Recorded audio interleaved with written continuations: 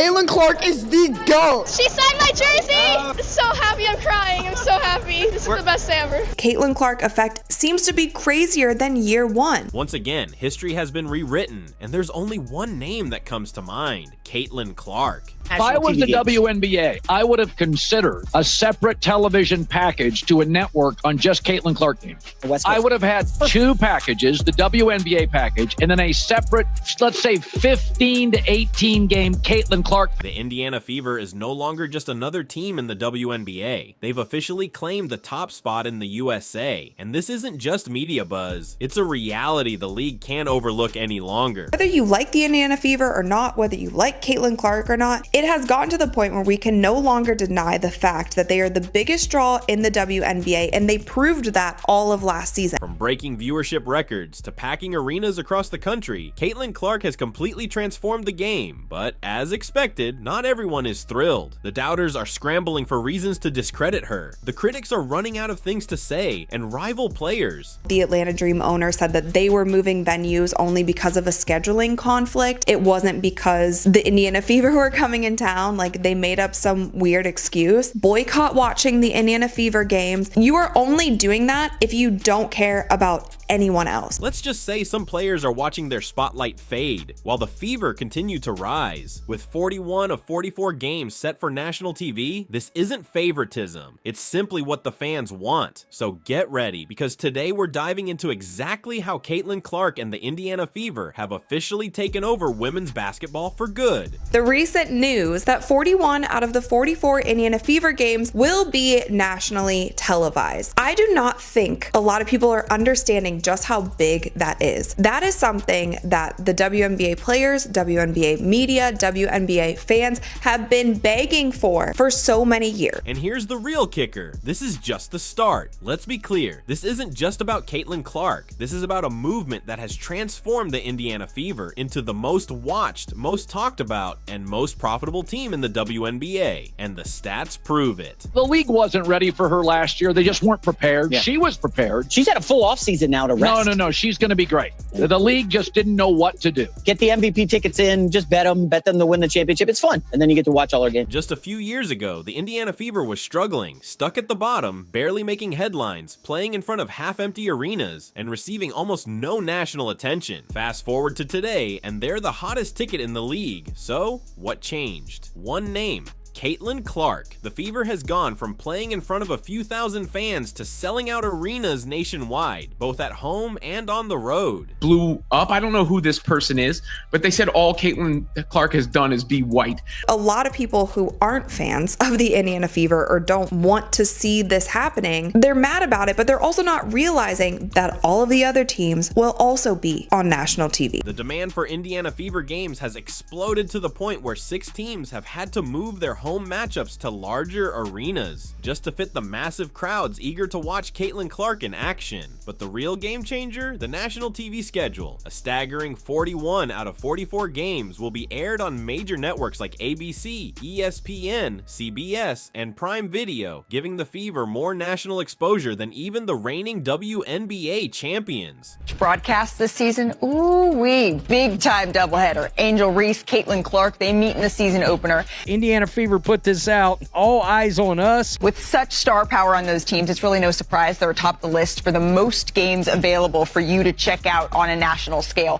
Caitlin Clark once again dominates WNBA national TV schedule. The Fever, they lead the league with 41 games here, followed by the Aces 33, the champion Liberty at 32. 41 of our 44 games are on national television, the most television games in franchise history, the most national television games for a single team in WNBA history. I'm sure this is because of Angel Reese.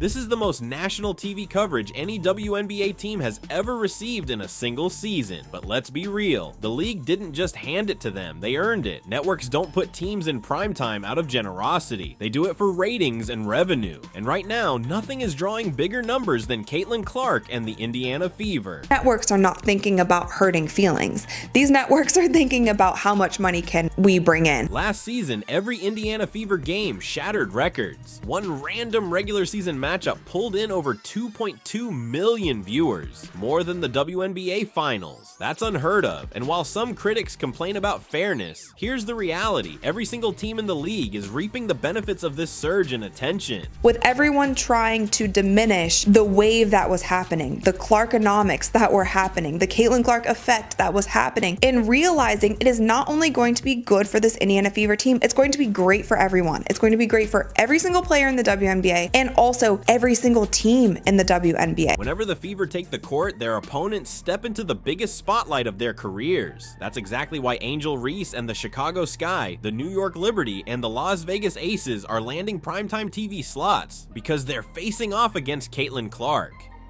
Liberty and Aces. They're going to clash here 3 times. All 3 of those are on ABC and ESPN. The Fever and the Sky, they meet 5 times. Caitlin Clark, the revamped Fever, they look to build on their success. There have been 6 teams that have changed venues when the Indiana Fever come to play. All of these arenas are selling out. While critics complain about the Fever getting all the attention, the truth is simple. Caitlin Clark is elevating the entire league's visibility, and the WNBA knows it. That's why they're ensuring every one of her games is accessible to fans everywhere. Love her or hate her, one thing is certain, you will be watching Caitlin Clark this season, but her impact goes far beyond TV ratings. This isn't just about basketball, it's about business. For years, the WNBA has struggled to break into the mainstream, fill arenas, and generate consistent revenue. Now, thanks to Caitlin Clark, the league is experiencing an unprecedented surge, both financially and culturally. I miss the Unrivaled already. They're mad. Caitlin Clark didn't play in that league. They want her out. They want you fans out of the league.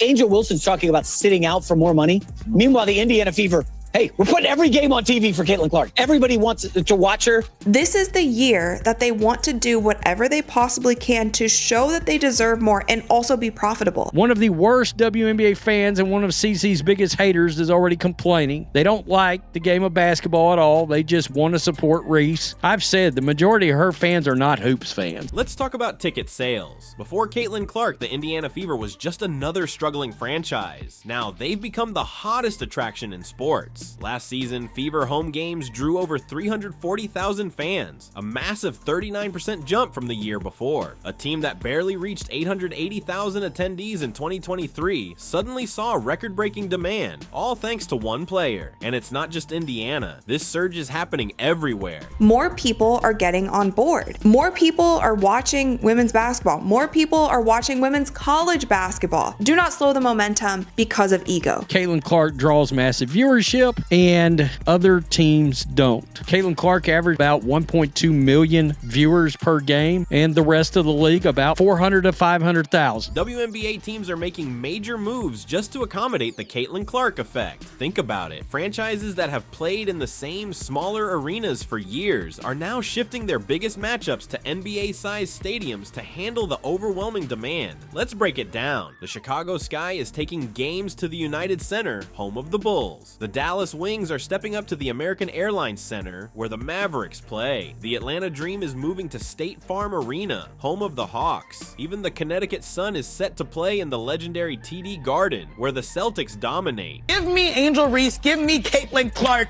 because this has been box office, y'all. The young guns, the young stars have come to play. Angel at Unrivaled, training with Lisa, Leslie, and Caitlin. We all know that girl. She lives, breathes, eats, sleeps in the gym. So I am so excited to see that matchup, those two, because anytime they go up against each other, honestly, the whole world shuts down. Yep. Everything shuts down. Yep. This isn't some random coincidence. This is the Caitlin Clark effect happening right before our eyes. Teams understand that when the Fever rolls into town, it's more than just another game. It's the biggest basketball event of the season. More seats mean bigger crowds. Bigger crowds mean higher revenue, and higher revenue leads to a stronger, more profitable WNBA. 6 WNBA networks set ratings records this season, all Caitlin Clark. 23 WNBA games drew more than 1 million viewers. Clark played in 20 of them. Now, let's talk merch. Caitlin Clark's jersey isn't just selling well, it's smashing records across all sports. Last season, her jersey sales topped the entire WNBA combined, making the Fever one of the highest-selling franchises in women's sports. That's the power of a true superstar. And the numbers, they speak for themselves. Fever games alone generated half of the WNBA's national TV revenue last season. League-wide attendance shot up by 48%, and more games crossed the 1 million viewer mark in 2024 than in the last 2 decades combined. What's the one thing connecting it all? Caitlin Clark. The WNBA Draft and All-Star Game demolished their viewership records with Caitlin Clark. The Diana Taurasi draft drew 600,000. It was the most watched draft ever. Caitlin Clark's draft drew nearly 2.5 million. 374% increase of viewership. Fever quadrupled ticket sales after drafting Clark. Washington and Indiana set the single game attendance record of 20,711 on September 19 Capital One Arena. The WNBA's average attendance last year was 9,807 fans, up 48%. And keep in mind, that was really one person that added those 3,000 fans on average. This is exactly what WNBA players and fans have been pushing for. More visibility, packed arenas, and record-breaking revenue. But now that it's finally happening, some people are acting like it's an issue. Let's be honest. The only reason the WNBA is experiencing this surge in success is because Caitlin Clark has made the league a must-watch spectacle. She's not just elevating the game, she's completely transforming it. Caitlin Clark, the Indiana Fever schedule has come out. We now know how many national games they got. The Indiana Fever is America's team, but the old WNBA fans are furious over it. They're mad. They're crying. With all this success, the backlash was inevitable. One thing has become undeniably clear. Caitlin Clark's rise to the top isn't sitting well with everyone. While fans are packing arenas to see her play, TV networks are cashing in on record-breaking viewership, and she's taking the WNBA to new heights. There are still those determined to bring her down. And what's killing me is it's the fans that are demanding that these players make more money, but they don't want to support the very player that's causing that money to be made. They can't stand her. We know why. We watched the poor young lady get demolished last year. But why? What's the real issue here? One major factor is the forced rivalries and unfair criticism. Take the so-called feud that keeps getting pushed. Caitlin Clark versus Angel Reese. The media and even some players continue to fuel this narrative, but is it really as deep as they make it seem? The Indiana Fever is America's team. The haters, by the time this season is over, their heads are going to have exploded already. They're going to be so angry by the end of this WNBA season. It's going to be hilarious watching the daily meltdown. From the moment Caitlin Clark entered the WNBA, this so-called rivalry has been forced into the spotlight. Every time she faces Angel Reese, the media spins it into a dramatic showdown. But let's be real, this rivalry is more about off-court narratives than actual basketball. Clark isn't the one stirring the pot. She's focused on winning, breaking records, and cementing her legacy. Meanwhile, Angel Reese and others seem determined to keep the drama alive, whether it's through subtle jabs in interviews, liking negative posts about Clark, or making it seem like she's been handed success on a silver platter. But when it comes to actual performance on the court, who's delivering? The answer is clear: Caitlin Clark. The Indiana Fever will have more nationally televised games this season than the last 2 WNBA champions. Caitlin Clark and the Indiana Fever get the most airtime because they're America's team, baby. Deal with it. Slows. Growing the game doesn't mean focusing on one player and her toxic MAGA cult fans. As for Caitlin Clark, the player, Caitlin Clark doesn't need trash talk or off-court drama to prove her worth. Her stats, wins, and overall impact do all the talking. Now, let's address one of the weakest arguments out there: the claim that she's overhyped. Some people love to say that Clark is only this popular because of media attention. Really? Let's break this down. She didn't ask for 41 nationally televised games. Networks chose her because she brings in ratings. She didn't campaign to have the best-selling jersey in WNBA history. Fans bought it because they wanted it, and she definitely didn't beg teams to move their games to bigger arenas. The demand was simply too massive to ignore. This is the national broadcast schedule against the Sky. It's an ABC broadcast network television game. New York Liberty, it's a CBS game. These are all going to be big rated games. CBS against the Sky, ABC against the Liberty. Here's Asia Wilson right here in the Aces on 622 against on ESPN. Right here, ABC, Dallas Wings. All the Indiana Fever versus Sky games are on big networks. One of these games is going to hit 3 million viewers this year. The numbers speak for themselves. In nearly 30 years of the WNBA, no player, not Diana Taurasi, not Candace Parker, not Sue Bird, has ever made this level of impact. WNBA's attendance had a record-breaking high in 20 years with a total of 2.3 million fans attending games. You know what the increase was from 2024 to 2023 in attendance? 48%. That's massive. That's the Caitlin Clark effect. Phenomenon, yeah. If Caitlin Clark gets injured, it's over with. Tom. Every single one of you WNBA players, you better pray that Caitlin Clark doesn't get injured, because she's keeping your league afloat. Clark isn't just benefiting from the spotlight, she is the spotlight. And let's be real, when male athletes change the game, they're praised. No one calls LeBron James overrated for leading the NBA. No one says Patrick Mahomes is overexposed for being the face of the NFL. But when a woman takes over the conversation, suddenly it's a problem. The double standard is impossible to ignore. Got an article from Front Office Sports. 6 WNBA teams have moved games versus Caitlin Clark in the Fever. Atlanta Dream moved 1 game to the State Farm Arena. Chicago Sky moved 2 games. Connecticut Sun moved 1 game to TD Garden. Dallas Wings have moved 1 game to American Airlines Center. Las Vegas Aces have moved 1 game, and the Mystics have 2 games moved. One of the most eye-opening parts of this whole situation is how many people refuse to give Caitlin Clark the credit she rightfully deserves. Despite shattering viewership records, driving league revenue to new heights, and elevating every player in the WNBA just by being there, some still downplay her success, calling it luck or claiming the league is manufacturing her stardom. Meanwhile, WNBA stars like Angel Reese and Nafisa Collier are talking about sitting out unless they get higher salaries. And here's the irony, they're only in a position to demand more money because of the revenue boost Clark has brought to the league. The disconnect is unbelievable. They gave us a gym that I paid for, not entirely, but they took money out of my check and I paid for it. You better get the fucking full usage of that. Man, I got hot tub, cold tub, weight room, full court basketball room. I walk in today, I'm on one side working out, Caitlin Clark on the other side. Really? I look at myself, there you go, 2 fucking legends, Patty. Did you say what's up? You know I say what's up, but I'm not the type to say what's up to interrupt your workout because I don't like people to interrupt mine. She can shoot the shit out of it. And the WNBA assist leader this past year. She can shoot the shit out the ball. She's a great shooter. And she's one of those workout people, you know, got to think, anytime I hit the court, I got to hit that bike. I'm older now, so I got to get on that bike and stroll for a couple 5, 6, 7 minutes. So while I'm strolling through the park, I'm looking at her shoot it. And she's one of those shooters where, if you know as a gym rat, you guys know, like, damn, bro, why you throw that pass bad? Give me the ball in my chest. I'm like, oh, she's a gangster also. She's lighting people up. Throw me the ball the way I want it. What drill was it? What drill was she running? I don't know. She was doing a 2 in a row corner wing.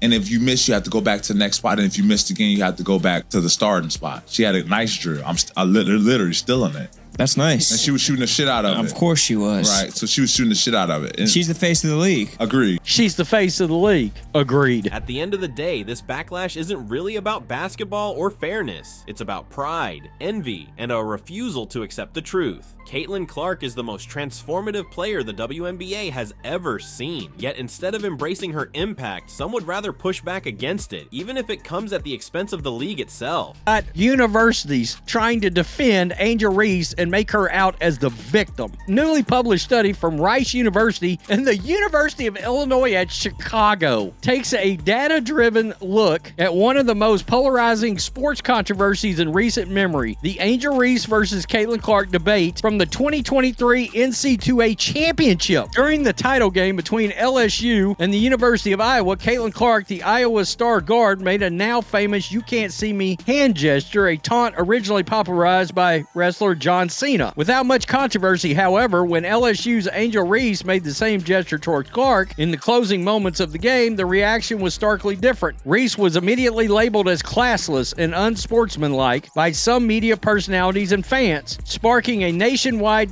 discussion about double standards in sports, race, and gender. Now a new study quantifies what many already suspected. Public and media reactions to Reese and Clark were not just different, but radicalized. Before, during, and after the game to unpack the racial dynamics at play. The study found that Clark was largely celebrated, Reese was disproportionately criticized, often with racial undertones. Here's the reality. No amount of complaining, excuse-making, or narrative spinning can change the truth. Caitlin Clark's influence on the WNBA is undeniable, and whether people accept it or not, she's not going anywhere. The debate is over. Clark has transformed the league for good. The Indiana Fever isn't just another franchise anymore. They've become the hottest ticket in women's basketball. From record-breaking viewership to packed arenas across the country, they're officially the biggest draw in the sport, and it all comes down to one player, Caitlin Clark, whose impact extends far beyond the game itself. Most influential female athletes right now: Coco Gauff, 10, Juju Watkins, number 9, Cameron Brent,